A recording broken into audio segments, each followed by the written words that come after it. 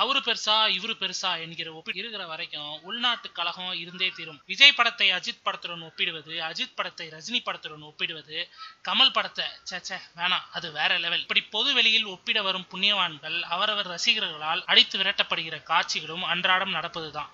இந்த நிலையில தான் விவேகம் டீசர் வந்திருக்கிறது. சும்மா இருக்குமா பஞ்சாயத்து வேஷ்டி, மடித்து கட்டி கொண்டு தராசை கையில் தூக்கி விட்டார்கள். விவேகம் டீசர் வெளியிடப்பட்டு 24 மணி நேரத்தில் அதை எவ்வளவு பேர் பார்த்திருக்கிறார்கள் என்பதுதான் தராசில் வைக்கப்பட்ட மேட்டர். இந்த குறிப்பிட்ட நேரத்துக்குள் 61 லட்சம் பேர் பார்த்தாங்களாம். அப்படின்னா கபாலி வந்துச்சு, அப்போ கபாலி டீசர் வந்தப்போ 24 மணி நேரத்திற்குள் 51 லட்சம் பேரும், விஜயின் பைரவா படத்திற்கு 28 பேரும் பார்த்ததாக ஒரு புள்ளி விவரத்தை வெளியிட்டிருக்கிறார் அஜித்தின் அதிதீவிர ரசிகர் ஒருவர். நியாயமா பார்த்தா இந்த பார்வையாளர்கள் எண்ணிக்கை எதன் பொருட்டு அமைகிறது அப்படின்னு பாத்தீங்கன்னா, பளிச்சென்று கண் முன் வருவது இணையதள சேவைகளும் அதன் வேகமும் தான். அம்பானியோட ஜியோ சிம் வந்த பிறகுதான் இன்டர்நெட் யூஸ் பண்றவங்க ஒரு டீசரையோ ட்ரெய்லரையோ முழுமையாக பார்க்க ஆரம்பித்திருக்கிறார்கள். கபாலி டீசர் வந்த போதும் சரி, பைரவா டீசர் வந்த போதும் சரி, இந்த ஜியோ சிம் வரவே இல்லை. அப்படி இருக்க விவேகம் தான் டாப் என்று சொல்வதை பள்ளி கடித்து கொண்டு எதிர்க்கிறது ரஜினி அண்ட் விஜய் கோஷ்டி. அப்படின்னா அஜித் நன்றி சொல்ல வேண்டியது அம்பானிக்கு தானா?